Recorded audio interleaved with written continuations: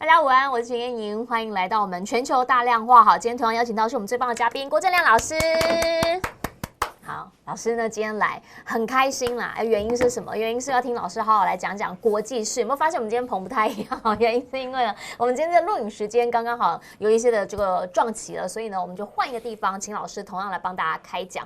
但是呢，换了个地方讲的内容同样精彩，为什么？因为这个星期有很多事情正在发生当中。除了说呢，这个中日韩他们刚刚结束之外，当然最重要的就是接下来这个星期要发生的事情。因为中东这边呢，其实局势正在发生变化，马上就要先请教老师，你怎么样来看中阿峰会了啊？原因是因为中阿峰会呢，这个周末即将要进行。那目前啊，大家知道的是包括了阿拉伯联合大公国，也就是所谓的这个阿联酋的总统啊，然后呢，埃及、巴林、突尼西亚，那大家就说这一次呢，就算是在以巴加萨走廊这边战争之后，第一次中东这一边有领导，然后呢，他们到北京这边来进行首脑峰会。但是呢，这次来的几个国家，其实大家都会放大镜来关注。我们现在讲讲埃及好了，因为前几天刚发生的一件事情哦，就是在加沙走廊这边，突然之间，为什么在边境竟然以色列呢说他们是误伤了这个埃及这边的官兵，造成1人死亡？那这件事情呢，其实双方就会造成一些的冲突啦。毕竟现在在这个地方，什么事情都有可能会让这个冲突更加复杂。请教亮哥怎么看？因为以埃边境啊，这个美国那边是叫做费城走廊啊，对我也不知道为什么叫费城哈，大概纳坦尼亚胡是费城长大的。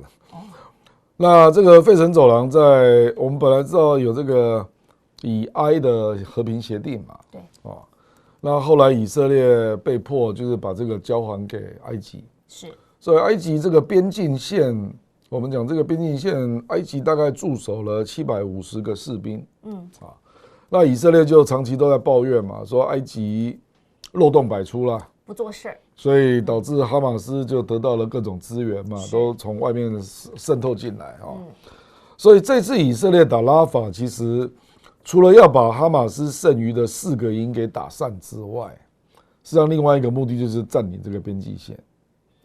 那以色列现在就把重兵放在这里，他就说以后我自己来守。对，可是这个就违反协议了，因为本来是要他走出去嘛。而且本来是以色列不能来这里，是因为这里本来是属于巴勒斯坦人的地方啊，所以以色列你军队不能来这里啊，你是违反当年的和平协议啊，那可是以色列现在有点就是对你完全不信任嘛，所以他要在加沙做军管嘛，是。所以他现在就坦白讲，就在这边就有一些士兵驻守的这个以埃的边境线那就发生冲突了。现在还只是零星的，这个题目未来一定会浮上台面，是因为埃及一定会攻击以色列，说你怎么可以来这里？按理你也签了，你也说你不要，对啊，所以你打完了你就要走吧？是，你怎么还不走嘞？所以他现在的理由当然就是我还没打完嘛。对，可是我认为基本上以色列已经打完了，因为我们已经没有看到哈马斯跟以色列的比较有组织性的、激烈的地面战斗，没有看到。你现在看到了，比如说最近又射了10到12枚的火箭弹到特拉维夫那以色列当然是断定他是从难民营那个地方射的，对，所以他立即报复嘛，是。所以就死了45个人嘛，因为他说那个是什么悲剧性的错误啦。不啦，我跟你讲啦，他这个东西是这样啦，他只要看到是你从哪里打，我就打哪里。以色列本来就是这样，这叫源头打击嘛，是，因为他不知道哈马斯在哪里嘛，那只要你有射火箭弹，那就表示你那边有人啊。对，那据我了解，特拉维夫这一次哈马斯打的火箭弹，有好几颗都没有被拦截到。所以我不知道有没有死伤，我不知道可是真的有打到以色列的一些房子是，所以就立刻进行报复嘛。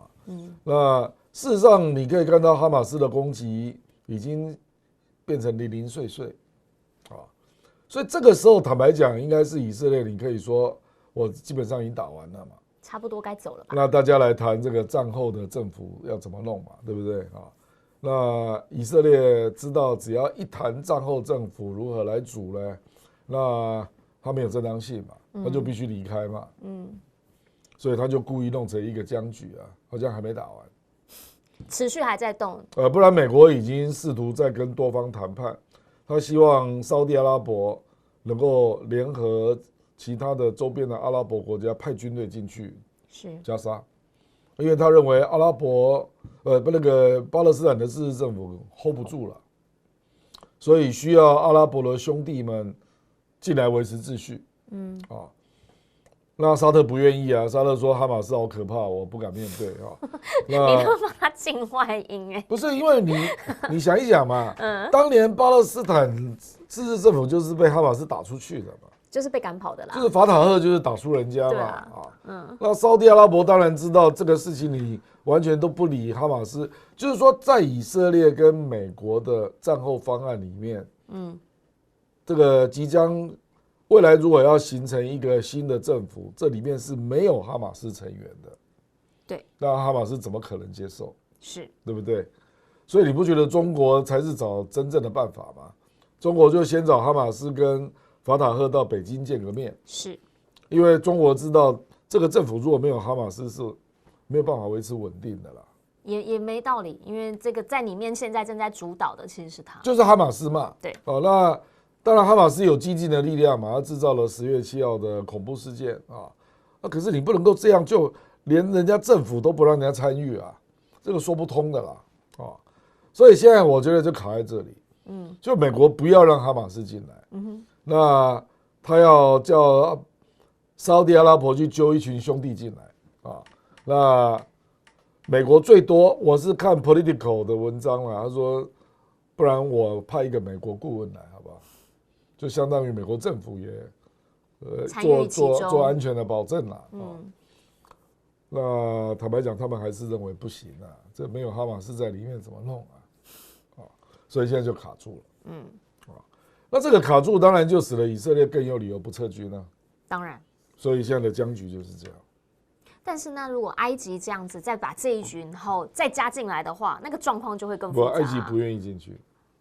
里面没有埃及，里面没有对，可是问题是他现在他在边境一直弄他，然后呢，你现在会不会让这个埃及这边马上？埃及要求你撤军，但是他你回到和平协议，本来就是埃及在守边境啊，这只是恢复原状啊。是啊，原状就是他派了750个兵在边界走来走去嘛。是，那他跟哈马斯就假装互相没看到嘛。对啊。就是这样的状态。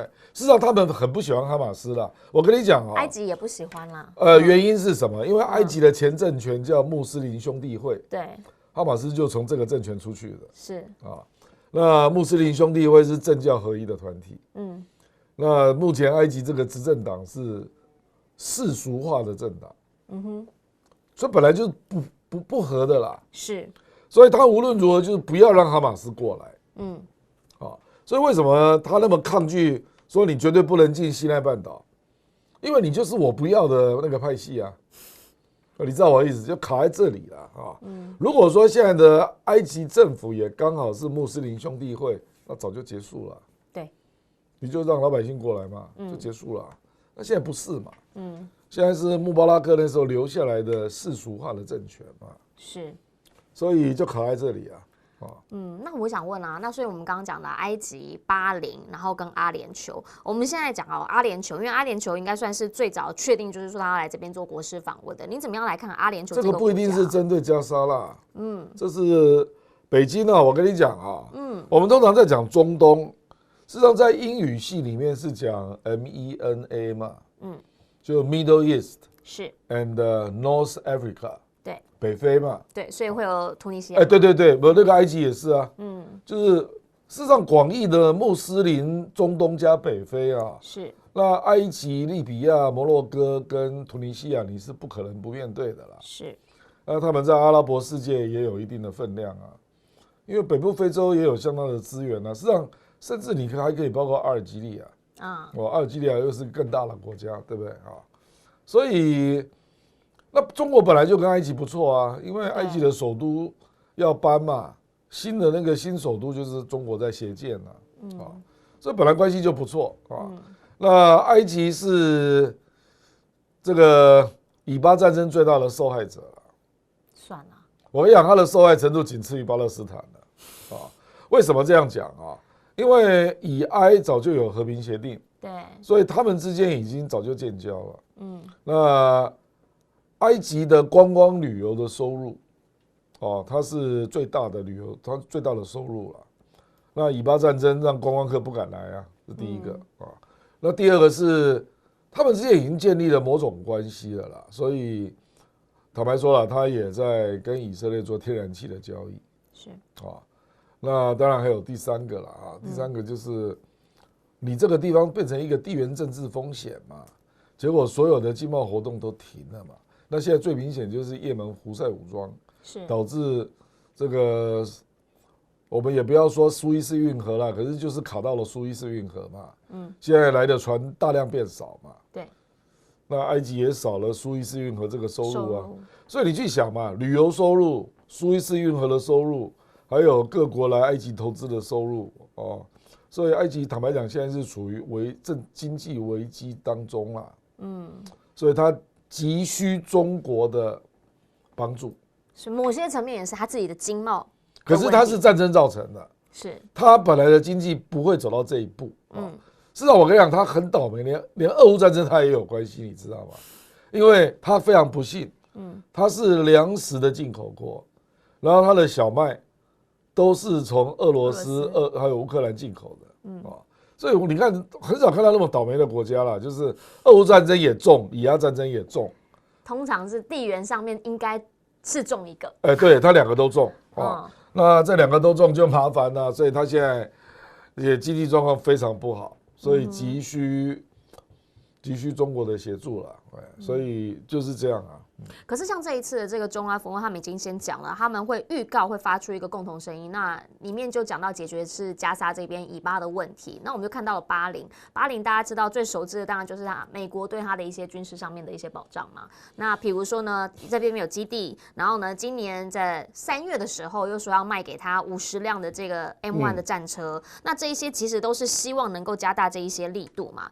那您怎么样来看巴林现在他也要跟这个中国加大一些经贸，比如说有开始上海这边有直航啊等等的这一些事件，那经济还是为主啦。可是就他自己本身的立场上面，他可以在中东这一边回转空间、旋转度有多少？不啦，我跟你讲哦，巴林、阿联酋跟卡达差不多都是面向伊朗的国家啦。对啊，它都很小嘛，对啊，它可是都非常有钱。对啊，巴林的人均所得超过3万美金哦。很高我在这个地区啦，在这个地区，那这个区当然没有那个卡达跟阿联酋高啦，可是也不错了啊。对呀。那因为它很小啦，我觉得现在这个中阿的论坛，我觉得是中国大陆，因为之前就已经开过一次海合会了嘛。对。我觉得这次是主要，上次没有那么深入认识的国家就在邀请来了。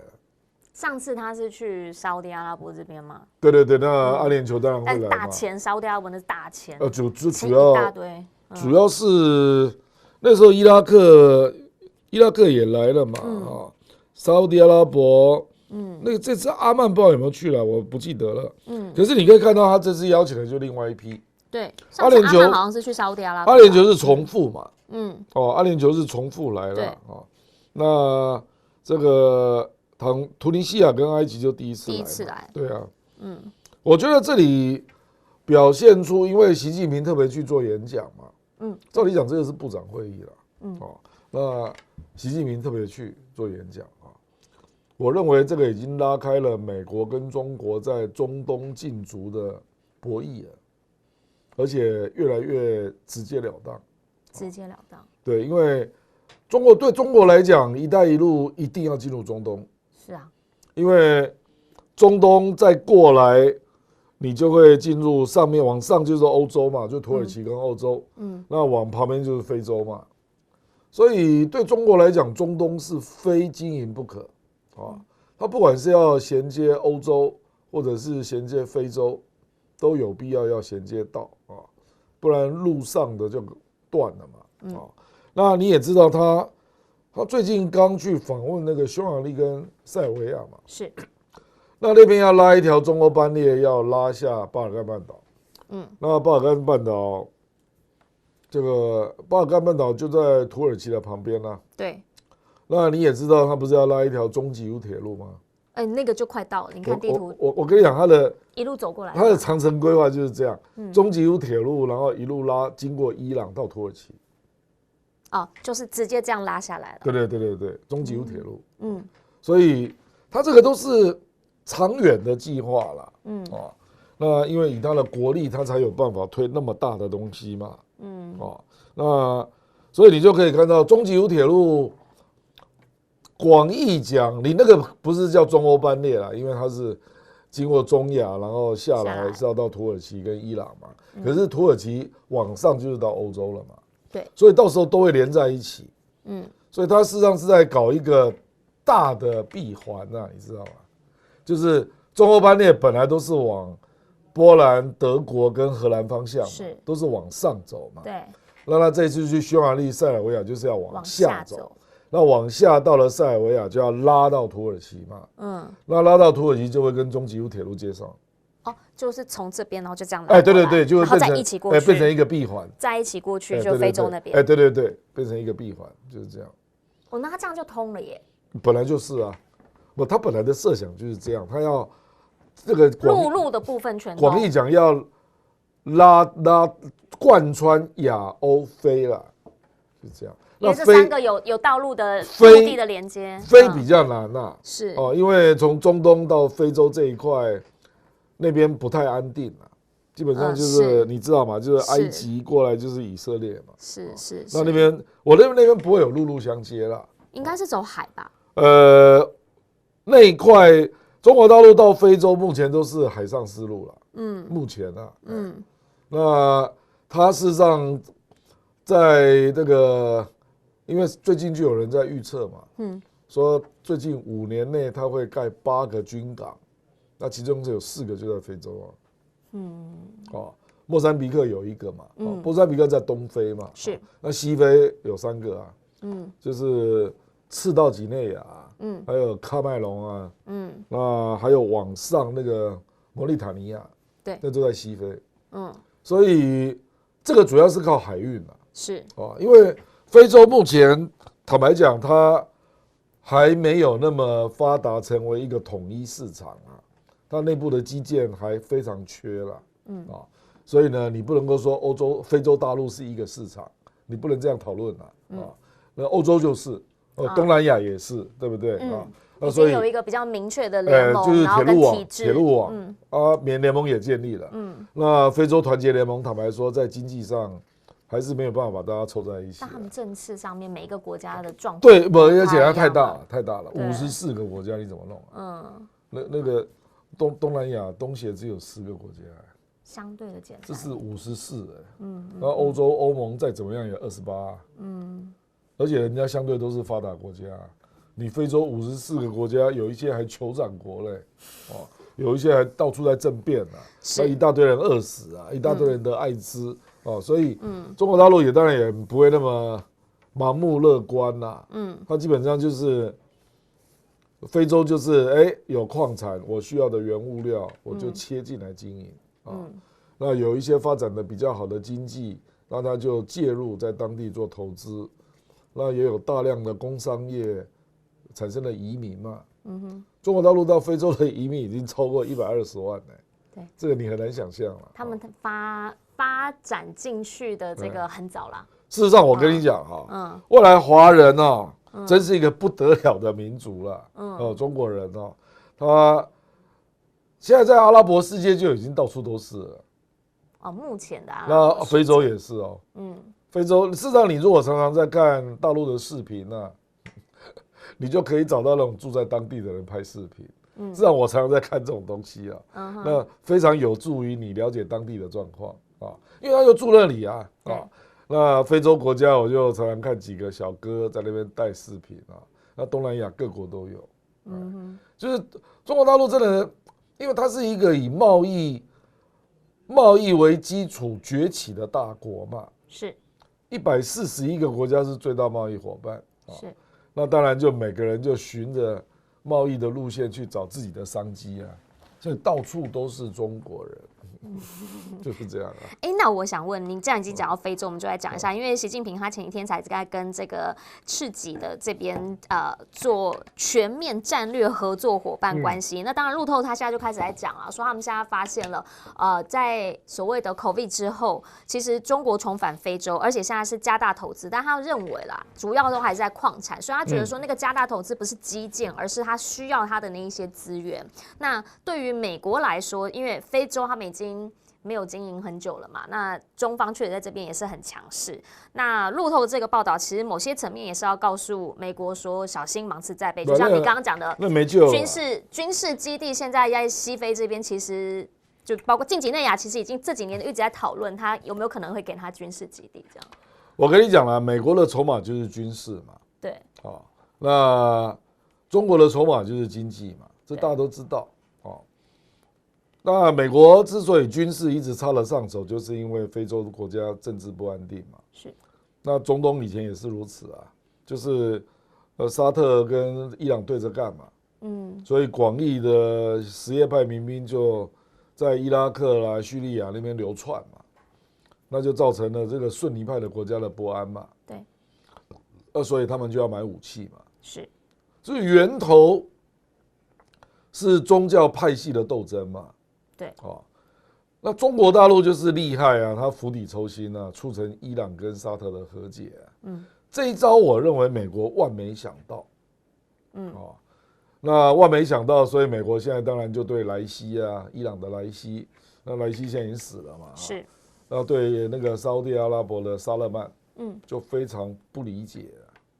然后现在两边又刚好都遇上事情了，对，又会再更紧一点点，对，有可能啊。我跟你讲，美国就认为就是你们两个答应的嘛，不然你们怎么可能和解呢？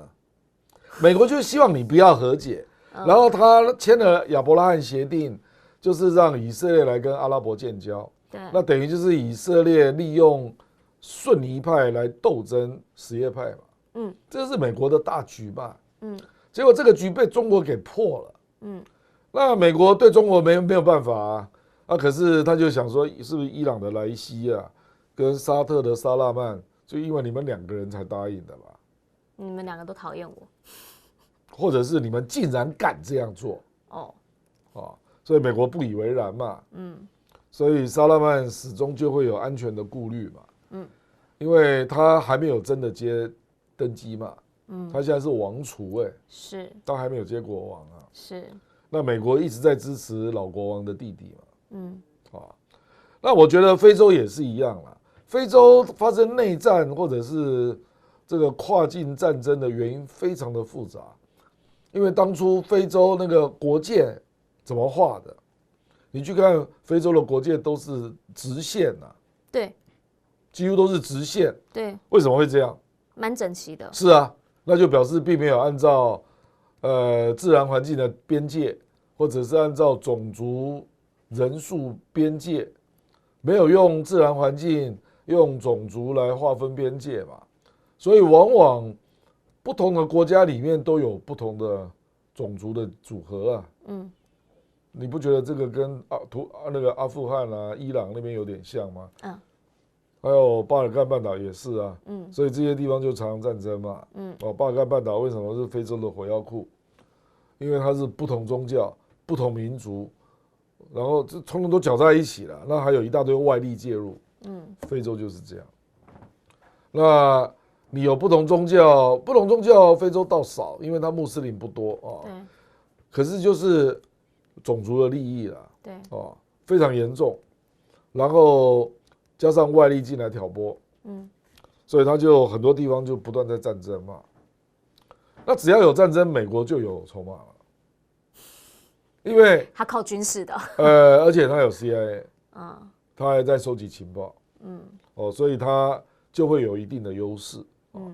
事实上，美国在军事上在非洲的对手不是中国啦，是俄罗斯啦，这大家都知道。是。因为瓦格纳就在8个国家有基地，对，那也是一样啦。坦白讲啊，就是美国跟俄罗斯这种霸权啊，真的都是干涉内政的啦。他们跟中国真的不一样。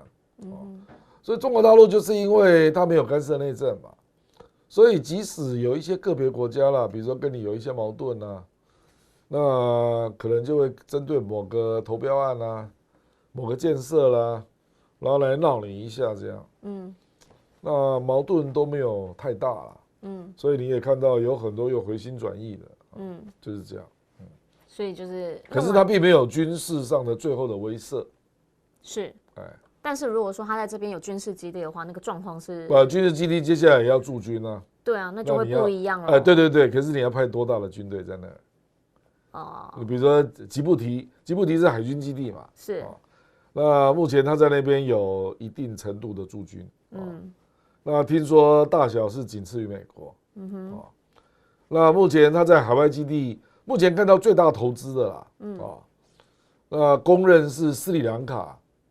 这个汉班托，好像是汉班托巴吧，哈，反正就是一个港啊，他在那边投资很大，中国大陆啊，那汉班托塔，我说错了啊，汉班托塔港啊，就是中国大陆基本上就是因为它是大的贸易国嘛，对，所以它就在46个国家经营78个港口，是，那有一些港口就累积到一定的需求的时候，那就会开始有军事的性质。它就是这样。但现在都说是商用港。有一些是因为要避开宪法啦。最明显是柬埔寨嘛。柬埔寨那个云壤的海军基地是中柬共用。那柬埔寨对外都说是中国协建。是啊。那所有权是柬埔寨的。是啊。对。我们的国家法律规定不会给人家用。对，柬埔寨的宪法这样写。不能够租用给人家当军事基地。对。那可是实际上，它商业是允许的。所以中国大陆在那边大概争取到柬埔寨海岸线大概有20%。那个是99年的租约哦。对，很长久。对。长久99年。不，因为这个东西如果没有一定的租约做支撑，人家没有理由要投那么多钱进来啦，这个很现实啦。但如果非洲这边如果真的是中国在这边有军事港的话，那俄罗斯下的关系，中非关系，我认为他们会协调啦。因为俄罗斯现在跟中国关系真的是蛮不错的。对。那前面路透社讲说他都是根据原物料去部署啦，讲这种话就是酸葡萄了啦。那当年英国不是这样吗？我跟你讲你当年英国是这样，那请问英国有在非洲盖过任何的铁路吗？没有，只有货运铁路。因为他把东西运出来。对对对，那你为什么在非洲从来没有盖过客运铁路？所以你有什么资格讲话？事实上，非洲目前所有的客运铁路都是中国盖的。是啊。而且有的很长坦桑尼亚那东非那有一些就是跨境的，都是100-200公里以上的，几乎都是中国盖的。那我们再讲实在一点包括电力设施水坝对，都是中国盖的。中国真的在非洲投入的时间、精力、金钱，那是难以想象了，不然他不可能有今天的地位了。照理讲，我刚刚跟你讲，美国可以利用军事矛盾不断的介入别的国家的政治嘛。那为什么美国在非洲还是搞不过中国？就表示中国那个经济积累的基础实在太厚了啦。是那现在只是说它累积到了一定的程度，开始决定要设具有军事性质的基地嘛，大概是这样。在这个时空背景环境之下，俄罗斯应该不会太挡。因为可以这样理解，他没有那么多钱这很现实啊。但是也现在也是你好我好。我跟你讲，那个瓦格纳部队在非洲也是吃当地的。是啊。那为什么他会在那里？因为在内战嘛，有需求啦。所以他是佣兵嘛，有需求。那这个性质跟中国是完全不一样的嘛。中国哪有什么可能我派人来当你的佣兵？那不可能的事啦，不可能的。那所以现在我们看到这一次中阿峰会，每一个国家来的，当然大家的利益不太一样啊，立足点也不太一样。可是呢，可以理解的是，现在跟中方这边大家都希望能够加大一些经济合作的力度。那中国现在呢，也已经很直接的讲了，他们会发出以巴问题的共同声音，而且呢，他现在也说他对拉法这边的军事行动呢是深表担忧的。那我们就想要请教一下亮哥，原因是因为呢，在美国这一边，您刚刚特别提到了，以色列最近呢又开始说轰炸嘛，然后说不小心轰到什么油库，所以才会造成严重死伤。可是白宫这边呢，还是持续的在讲说，没有，这个不是大规模的攻击啊。虽然说战车一直开进去，他也说没有，我们相信他们会克制，还是一面倒。可是呢，我看到了，包括加拿大现在说要加大对于巴勒斯坦人他们发签证，然后看到刚刚马克宏讲说他做好准备要承认巴勒斯坦，就是那个跳船的情况越来越明显啊。那也更不用讲了，挪威、西班牙最近跟以色列吵翻了，还有爱尔兰，你怎么样来看整个国际上面的情势，以及中国现在的这个一直在发声明，会不会真的有可能看到它更具有力度的出手？中国的出手早就公布了啊，就是法塔赫跟哈马斯，他愿意组联合政府啊，他已经方案都讲出来了。对，以色列不愿意嘛，是卡在以色列嘛。对，就是简单讲，是以色列跟美国都一样嘛，他不要哈马斯进来嘛。对。那如果这个问题没解，基本上是没有解的啦。所以这个还是得回到美国的这个身上，还包括以色列啊，美国也不一定能搞定以色列啊，也是啦，对不对？现在看起来也是这样。所以真正的症结点就是战后政府怎么组成啊。所以你刚刚讲到欧洲国家的表态，那个都只是道德立场上跟外交的表态了。那对于真正解决加沙可不可以停火，是使不上力的。使不上力。那整个中东话语权的，比如舆论压力，也不可能让以色列转向，因为没有用，很硬啊。不，你去想一想，联合国大会143个国家都支持2国方案了，对啊，他也不理你啊。连纳坦尼亚胡都已经被国际刑事法院发逮捕令了，对，他也不理你啊。对，而且更麻烦的是，以色列70%以上的老百姓支持他。是。而且我发现美国其实不分民主党或者是共和党，因为像那个海地区那边也是写说消灭他们 ，finish them。是啊，所以是一样的态度嘛，一样嘛。然后在美国国内也是一样。而且海地是本来共和党嘛，共和党都这样嘛，民主党才有不同声音啊。所以你讲那个 Nikki Haley， 那本来就是共和党的，但民主党而且他也是右翼。民主党现在即便有很多的大佬讲说，他们对拜登有很多疑虑，可是他讲说问题是 I， 可是那个 I 不是 Israel， 他那个 I 是 inflation， 是他认为是内部的问题，而不是外部战。我知道了，可是你讲这个也是废话啦，因为以色列的问题是真实存在嘛。对啊。你这样讲也没讲什么啊。是啊。那这个问题你也是要处理啊，你不能够说美国就不要处理以巴战争，不要处理俄乌战争。你当美国总统是不可能这样讲话的啦。那我觉得拜登最担心的不是以色列啦，他认为以色列这个了不起，就该在让你在这个我们现在说，他根本就不是战争阶段，战争阶段早就结束了，他现在是进入扫荡阶段，也就是所谓的战后镇压阶段，你知道吧？所以对拜登来讲，他就想说让他多镇压几个月有什么关系？他真正担心的是乌克兰啊，因为乌克兰有可能会崩溃了，那会影响他的选举了。好，乌克兰你觉得会怎么样影响到他的选举？因为现在那个川普的讲法是再下去会第3次世界大战，因为大家都在讲说，川普讲这种话就是在按住普京了。是不是在夸大他的影响力，叫美国不要轻举妄动嘛？是不是？因为现在就在讨论要不要允许乌克兰把美国的飞弹打到俄罗斯境内嘛？好，法德竟然同意耶！把这种东西啊，我讲白了啦，你如果是乌克兰啊，你知道俄罗斯在围攻哈尔科夫嘛？那你的兵力远远不够嘛？那俄罗斯现在就给你搞了以为打援啊。他就是要消耗你的有生战力嘛，是，所以就围住那个区，那你只要进去救，他就把你剿灭。因为普京也说我没有要打，对，普京说我没有要占领哈尔科夫市，对不对？没有啊，因为事实上他在期待看里面的人会不会自己投降嘛，所以他确实没有要打啊，因为投降可以减少损害啊。那你去想一想，你如果是乌克兰啊，俄罗斯来的军队包围在周边，大概有10-20万啊，跑不掉了啊。那你如果不打俄罗斯境内，逼他回防，你能干嘛？你怎么突破这个局？因为你就哈尔科夫的周边来进行动员，这样较劲，你人不够嘛，军备不够嘛，你怎么打？所以这个在战术上，我坦白讲，我也想不出别招啦。你是说泽伦斯基这个诉求想不出来别招，它是有合理性的。就战争来讲是有合理性的，就是那我就打你的后面，那你就得要回去。当然啦，当然是这样啊，逼你回去救嘛。哦，那可是美国不准他打嘛。对，美国目前就是布林肯希望可以允许嘛。是。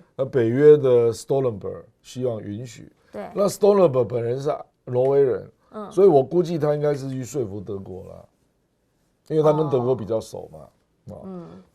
所以我的意思是说，因为欧洲人就觉得你这样根本打不下去嘛，而且会溃散。而且俄罗斯啊，因为就是乌克兰一直不愿意进入正规的谈判啊，即使有他也不要你参加，对吧？那你要搞个屁啊，对不对啊？所以俄罗斯对欧洲也发出了狠招啦。所以欧洲会怕。他在做什么狠招呢？就是他已经做了2个动作，这2个动作听起来都蛮可怕的。第一个就是要结合白俄罗斯嘛，要做核武演习。战术核武。对，那你也知道，他白俄罗斯连线出来就是波兰那个飞地嘛，卡里宁格勒啊，这整个区啊，他在做核武演习啊。然后另外一个地方就是波罗的海舰队。现在军方就故意把话说出去，说芬兰跟瑞典都已经加入北约啊，我们波罗的海舰队没有空间呐，对，所以他要求要重划地盘，就直接从圣彼得堡这样出来啊，一直到波罗的海的中间，他这边要求重新划地盘。那这2件事，欧洲人大概想了都头皮发麻啊，都很难处理。那更不要讲说他的坦克集结在这个波罗的海3小国的周边，是你不知道会发生什么事啊。比如说乌克兰，不是乌克兰，立陶宛的军队只有2万，白俄罗斯再差也有20万啊。所以你如果真的要打，我俄罗斯不用出动啊，叫小白出动就够了。你知道我的意思？对了，就是这样，然后都是连在一起的。所以立陶宛也怕得要死啊。他最近一直在发话，所以就在他的沿路通往那个白俄罗斯的路上，都已经装了路障啊。可是这个也没什么用啊。所以你不觉得立陶宛最近像在中国示好吗？台湾啦，我们的坚定的盟友啊，有没有？我们以前都喝什么立陶宛的酒啊，现在也都没有了。我认为跟这个有关。你觉得这个跟这个中俄的背景下，当然了，他会怕嘛。那中国讲得上话啊，叫俄罗斯不要打立陶宛啊。因为中国大陆不是中国大陆，俄罗斯如果要表现他的火大，我打进去再出来，那你要能怎样？这可能性是存在的。就我打进去，那如入无人之境，那打完了造成一些伤害之后，我立刻撤军。那你能怎样？波兰现在也是担心的要死啊，因为俄罗斯本来就是一个战斗民族嘛，一个超级帝国嘛。那感觉可能有点像是我忽然呼了你一巴掌，然后我跟你说对不起，我就走了。他也不会说对不起啊，也不会说就转头就走了。他事实上是在教训你啊，所以你不要太过分啊。事实上他对那个爱沙尼亚的总理发通缉令了，因为他把俄罗斯的一些铜像，苏联时代的铜像全部都拆了。俄罗斯因为这样对他发通缉令，你去想一想，民进党已经拆了多少蒋介石铜像？上次不是还有一个俄罗斯的女网红对着他们那个圣母，然后做了一个不雅的姿势，她被抓去关。是啊，不，那个是俄罗斯自己。对啦，俄罗斯自己人就俄罗斯的女网红啊。所以我的意思是说，他们那个民族情绪是很浓烈的啦，很浓烈。对啦，所以真的这个有股怨气啦。那立陶宛跟爱沙尼亚是做的，我们这个叫去俄罗斯化啦。做了最彻底的啊，去俄罗斯化，对，做了最彻底的。那我想问了，那你觉得怎么看泽伦斯基现在喊话拜登跟习近平？他一直跟他讲说，瑞士你们要来啊，那个没有意义了，因为当事国又不在。我坦白讲了，我如果是中国习近平，我也不会去了。那个会开的其实也真的没啥意义，因为他又不让俄罗斯来啊。是啊，所以我觉得这种东西就是在做大外宣啦。我觉得这个就是乌克兰的困境啦。就你的领导人耍这种花拳绣腿嘛，你能解决什么问题？可是人家民调很高，69%，已经很低了啦。他有一阵子还到90了。刚开始的时候啦。对啊。我是认为，我跟你讲啦，你只要在那个位置上，民调很快就会冲破60%、70%啦。危机中的领导人民调都会冲高的啦，都是这样啦。所以现在的问题就在于他的这个政坛内部会不会有人挑战你了？因为他其实520的时候已经5年届满了嘛。对。那到底现在任期届满又说不选，那到底会不会？这个很难讲，这个关键就是美国，就到底挺不挺你？有没有挺到底？他不挺泽伦斯基是一回事啦。如果泽伦斯基在这边卡住，那事实上真正的俄乌停火不会出现嘛？是。那美国希不希望俄乌停火？这个才是大问题啦。因为我跟你讲啊，你如果认为你担心乌克兰撑不到11月，对不对？是啊。那你没有办法一路这样支援嘛，对不对？看起来是这样。那要不然你就介入，直接逼乌克兰跟俄罗斯停火谈判，这也是一招啊。我避免最坏的情况发生啊。他崩溃是最坏的情况嘛？是啊。你拜登就完蛋了嘛？是啊。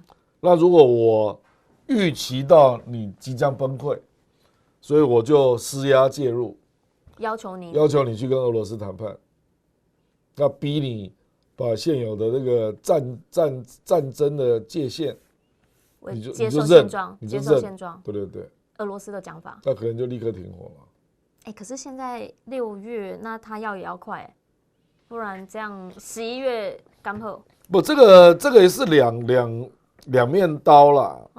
坦白讲，你现在如果要乌克兰认输啊，然后就现有的边界为新的国界啊，美国保守派也是会反弹的啦。是啊，打那么久，打那么久，实际上就输了嘛，是，对不对啊？可是这一派的思考逻辑就是再打下去会输更多，所以不如早了结，止血，虽然痛，已经断臂啊。你如果继续打下去，搞不好另外一只脚还会掉啊。而且现在你先断，可能到11月那个就结痂啦。本来就是啊，尤其是你现在如果再打下去，眼看哈尔科夫可能会没了，那搞不好接下来轮到奥德萨，那你乌克兰不是被肢解了吗？对，你不只剩下乌西，那多惨啊！而且还是内陆国家，所以我说有时候这个也不是说就战争啦，事实上我们人生中任何事情都这样啦。就是最坏状况来想定，你到底有没有想清楚啊？好，帮你上一个亮科小学堂，人生最坏状况。不是啊，你去想一想，比如说叶莹啊，你不要讲我最坏哦，好好说话。我不要讲，还是不要用叶莹举例好。比如说叶莹是最好想定，叶莹就说我当上 T 台主播不错，我就安逸了。那事实上叶莹有更好的前景在上面，不，人都会这样嘛。那最坏的时候更可怕，因为你就会忧虑嘛，对，你担心失去权力嘛，担心战败，你内部会有对手来暗杀你嘛。他现在其实很担心啊，他超担心。就是前后很难做抉择啦。是那也不知道美国的态度，对，你知道，所以我觉得他现在就是处于非常无助的状况。那好不容易要到了美国的610亿的预算通过了那结果呢，军援速度又比预期中要慢，而且即使运到了，还限制你不能打俄罗斯境内啊，那运到了，我运不到前线啊，所以就问题比你想象要复杂啦，然后还找不到适当的人来操作，然后军里面有一堆状况。是啊，就是这个问题嘛。所以我跟你讲，这个事实上，所有的战争末期都是类似的状况啊。国共内战也是这样啊，阿富汗最后阶段也是这样啊。哦，对，你去看塔利班，美国估计6个月塔利班会打到喀布尔，2个月就打到了。是，就是坏的东西来的时候，都会比你预期要快要急啦，那会比你想象的更可怕的方式出现了。台湾人这时阵会讲爱去安泰水，这个可怕的状况就是这样，就是我觉得阿富汗就是一个血淋淋的历史。是啦，那个时候美国没有想到，完全没想到，所以后来才会这么不好看嘛，就是仓皇出逃嘛，不好看。那还有人攀上飞机掉下来嘛，不是吗？那个状况真的不好看。还有那个总统落跑嘛，不是吗？那刚刚讲到战争有可能，或者是紧急危急的状况，有可能让总统民调变高。那我们现在就来讲一下，怎么样来看围台军演。来，美中海事磋商哈，关切围台军演。那现在是说，兰莫克其实是24号的时候，跟这个大陆外交部的边境与海洋事务司的司长，那个时候呢，他说美国这边讲法是说，他对于围台军演高度的关切。中国这边是跟美国讲说，咖喱不关黑。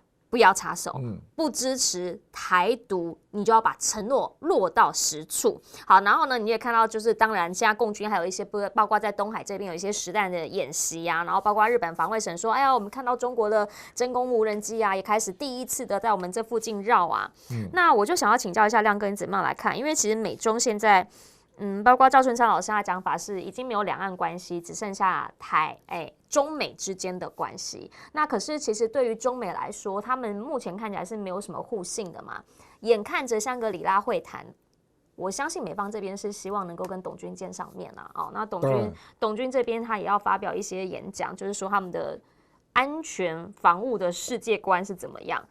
您怎么样来看？我们现在应该要怎么样来看美中现在在整个太平洋，或者是缩小一点点，在两岸之间的关系，还有互信基础嘛？不，董军如果跟 Austin 见面哈，当然会谈台海问题啦，也不止啦。对啊，他也会谈这个菲律宾到吕宋岛的中程导弹的问题啦。是啊，那因为这个事情呢，我现在越来越觉得中方觉得他好像被美国骗了。就是他没有料到赖清德会讲成这个样子，所以呢，他也来做一个 shock， 给美国知道说，我可以在60个小时之内就布出那么大一个盘，所以美国也是 shock。你是说他看完这一次的围台军演，他们也是 shock？ 因为规模超过他的想象，这个军方是看得懂的啦，而且时间那么短，很快，时间事实上不到2天多嘛，是，他那整个盘就出来了。所以你可以看到那天，就围台军演是早上7点发动嘛，是。那结果那个罗森伯格 AIT 的理事主席跟 AIT 处长孙小雅，请问他几点出现在行政院？早上8点。那借口说要向纪连城提出祝贺，有这种事吗？早上8点。你想一想，AIT 在台湾是美国爸爸的代表，他要恭贺一个将军作为政务委员，需要早上8点去吗？这个借口太奇怪了吧！迫不及待的想要祝贺他，怎么可能嘛？想要跟他一起吃早餐。你要祝贺纪连城，你叫他来 AIT 都可以啊，有必要跑去行政院吗？而且还见到卓荣泰，那顾立雄也在现场，这么刚好。所以你是要干嘛？你当然是要了解，就是说。你们有预期到他要军演吗？情资的掌握，当然是啊。那你有预期到会那么大吗？因为他要做报告嘛，他当然要报告啊。美国急啊，对不对？可是我讲白了，我们这个是后段，那前段就是赖清德那个演说嘛。我认为中国大陆真的是有点非常的意外了。那意外之外就是愤怒啊。我为什么这样讲啊？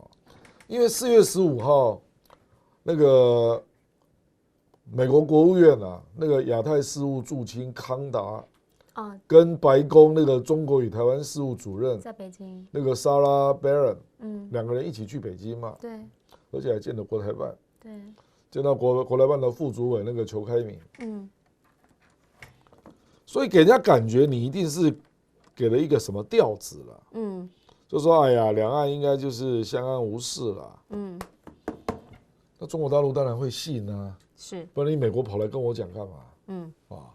那他当然也从别的管道得到一些讯息嘛，比如说包括那个演说前1个礼拜，你邱垂正不是出来吹风，是，那基调也是跟以前会一样啊，对，就蔡英文路线啊，对，维持现状啊，和平共荣啊，对不对？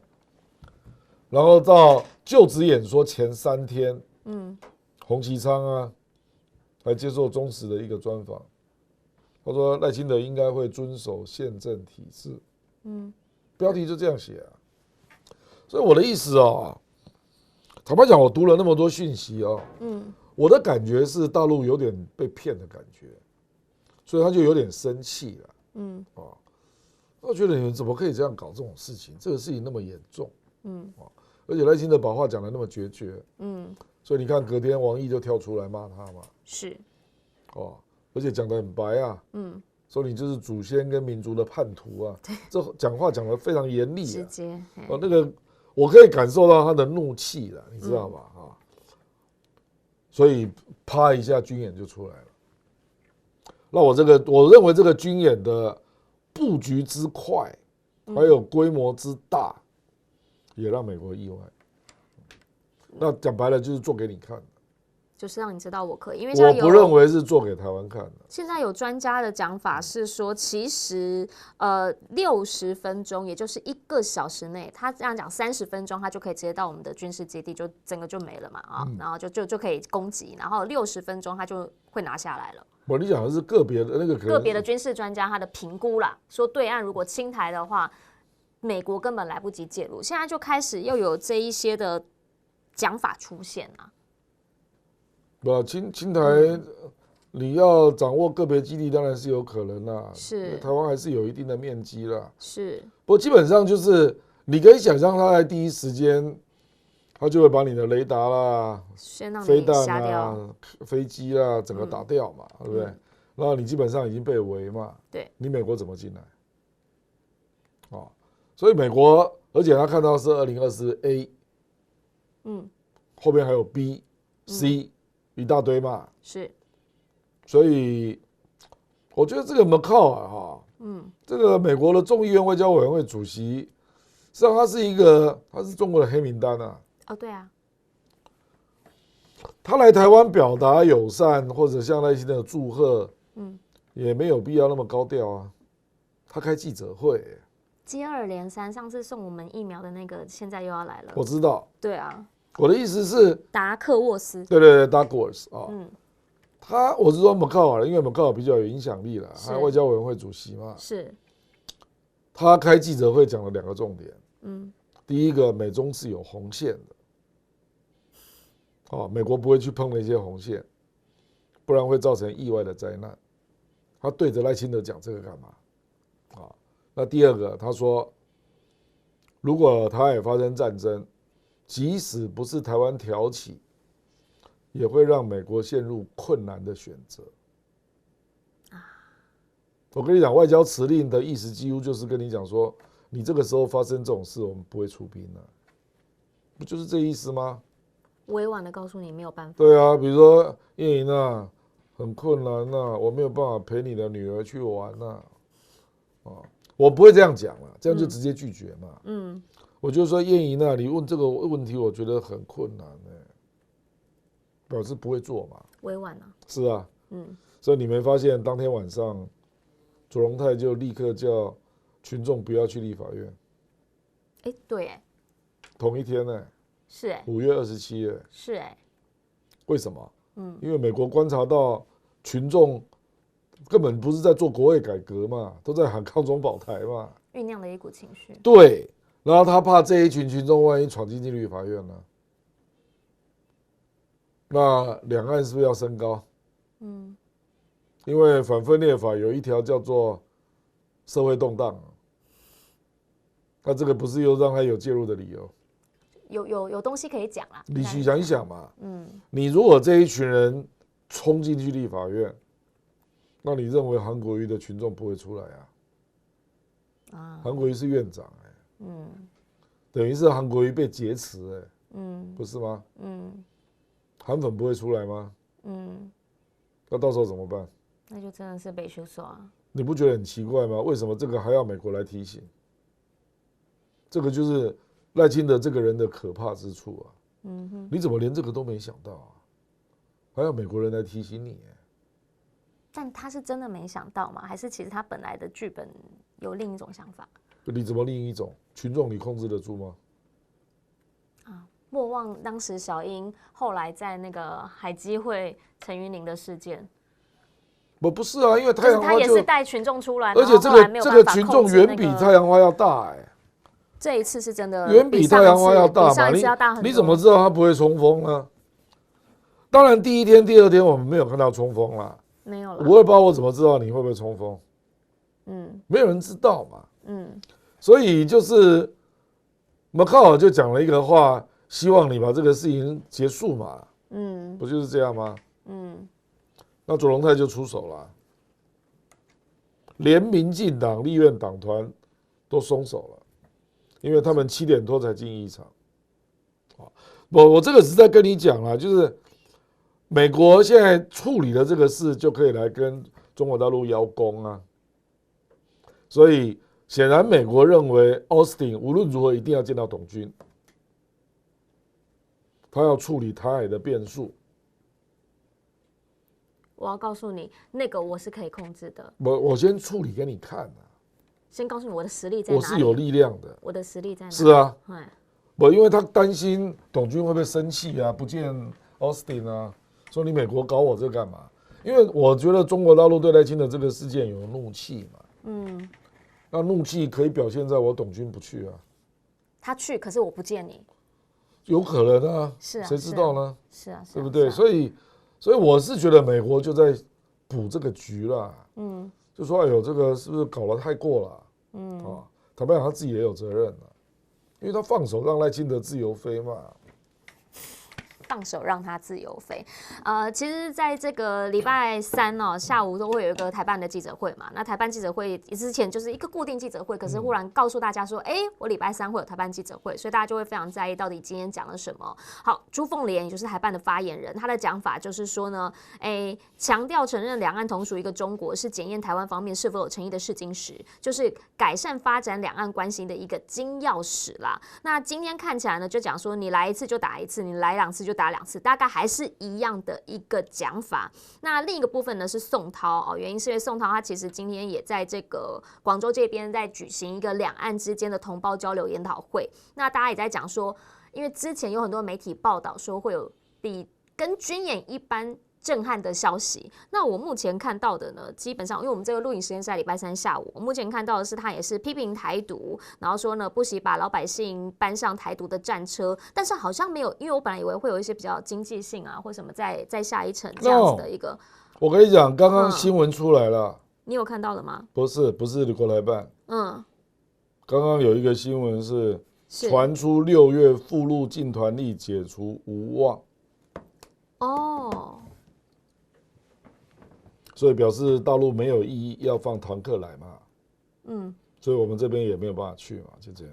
所以前几天的喊话也是没有用，没路用啊。这个我跟你讲，我做赖清德讲完，然后马上讲说不会啊，我们很希望跟你交流啊，那没有用。我做个比喻啦，我去你家放了火啦，然后我回家之后打电话给你说叶莹啊，我们来吃个饭好不好？